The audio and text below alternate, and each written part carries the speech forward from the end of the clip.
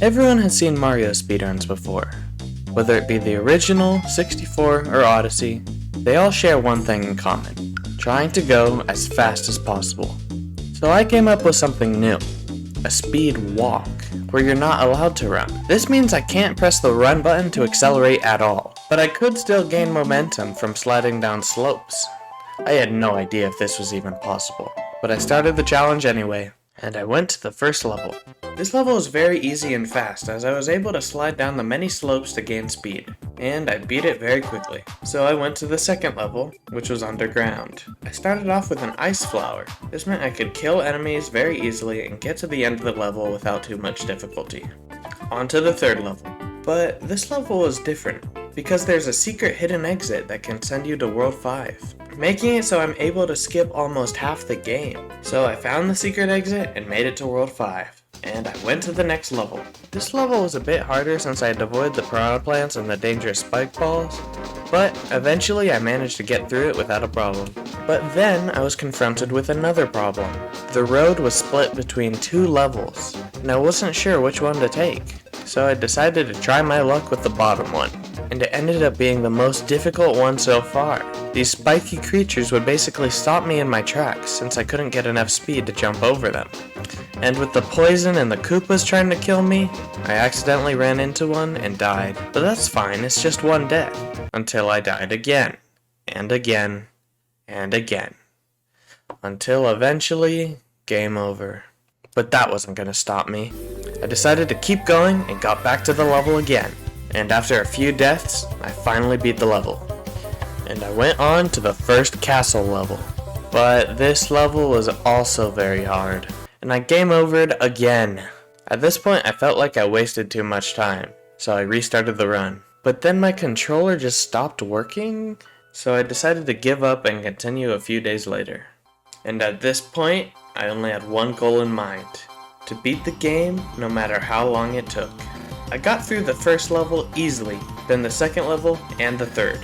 I got back to World 5. I died once on the next level, but I got through it eventually.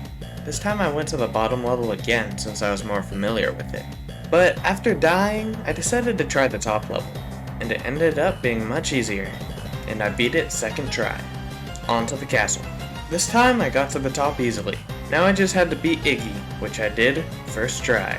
The next level is just where you stay on a raft for a few minutes, so I beat it and moved on again to the ghost house. And this was another stage that had a secret exit, so I found it and went to World 8, the final world. This level was extremely hard. Giant meteors rain down from the sky, while deadly fog chases you from behind, both of which you have to avoid while also dodging lava and enemies. I began this level at 27 minutes, and after many game overs and over half an hour of struggling, I got to the end and I finally beat the level. And the next level had a secret exit again. And to get to it, you have to go through this room. I wasn't sure if this was even possible without running, but then I figured something out. You can slide down these hills and gain a small amount of momentum. So after a painfully long time, I slid all the way to the end, beating the level. In the next level, you have to ride a roller coaster to the end, and I beat it without too much difficulty. Next was the Airship, the second to last level. I got to Bowser Jr. pretty quickly. In this boss fight, you have to knock these giant spike balls into him while he shoots fire at you. I couldn't do it first try, and I died.